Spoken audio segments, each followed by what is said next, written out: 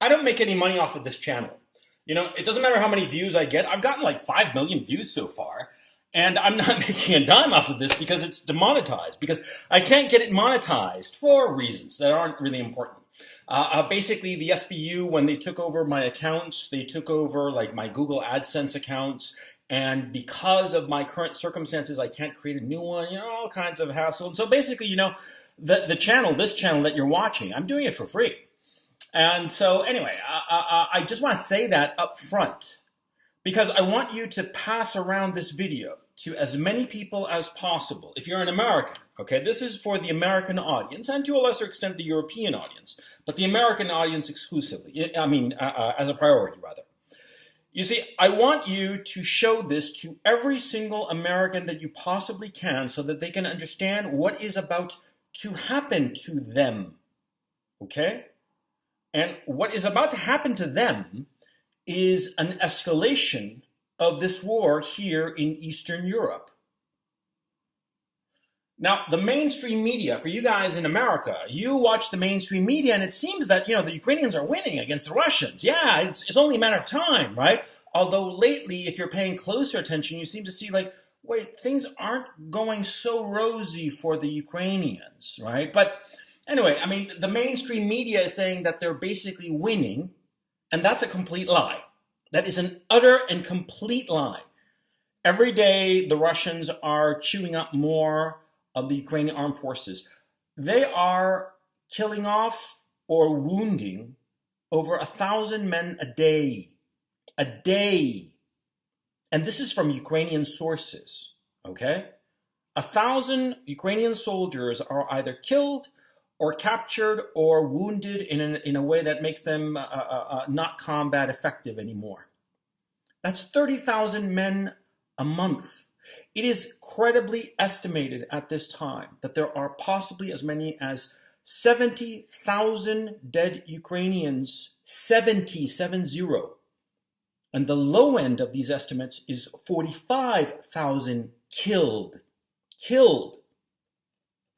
The total Ukrainian armed forces before this combat began on the 24th of February was 230,000. If you take the low end of the estimates,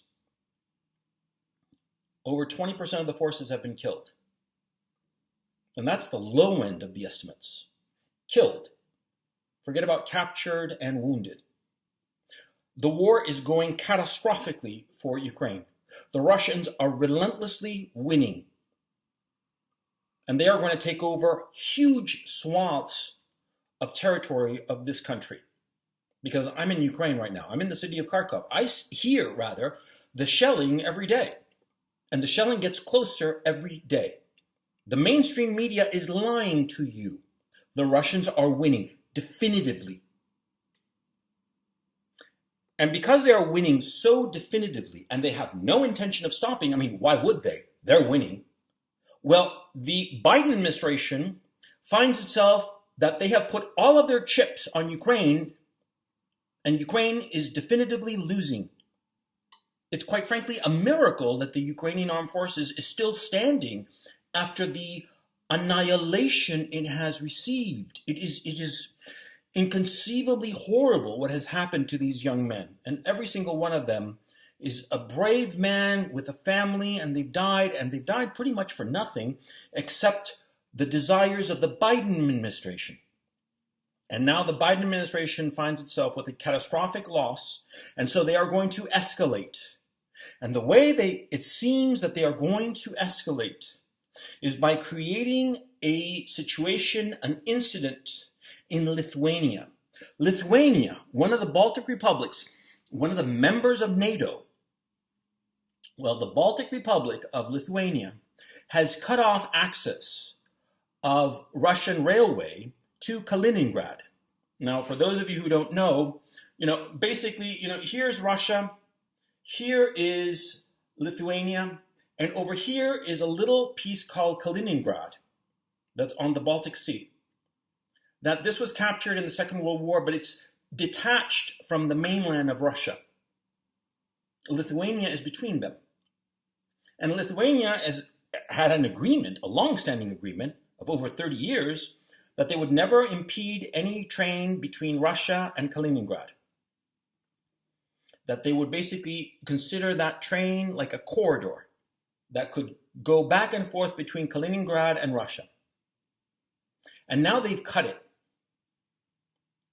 And now they are making moves in terms of moving troops. Now, Lithuania has a microscopic army, but the Polish army is also on the move.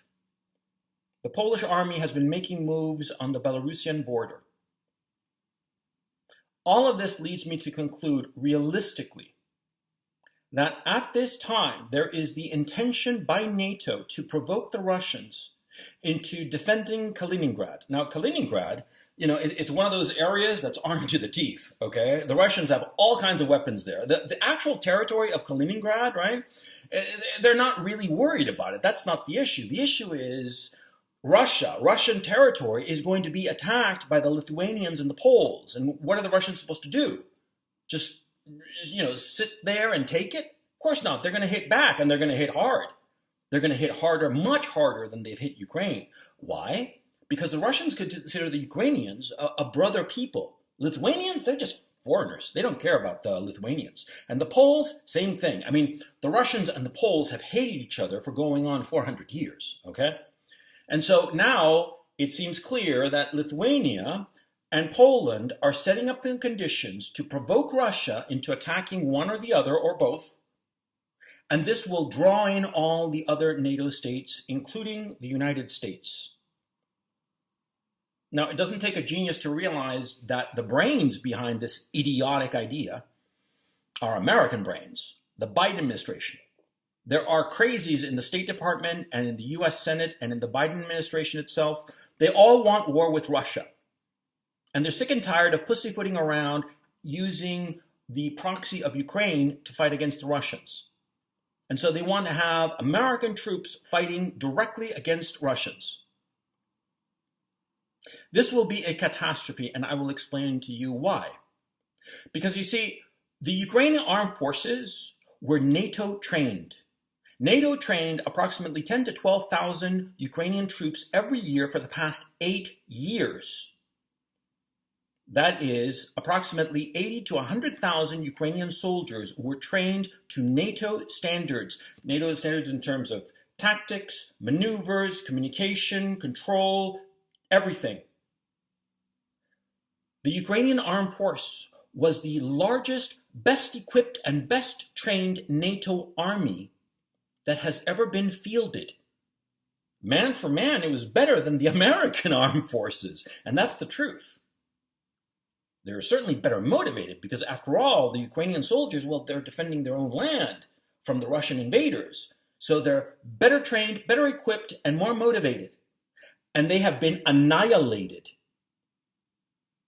What do you think will happen to Lithuanian troops, Polish troops, or American troops that go up against the Russians? They're going to be annihilated too, especially because the Russian troops at this time, what they have been doing is that they have been rotating all of their troops constantly.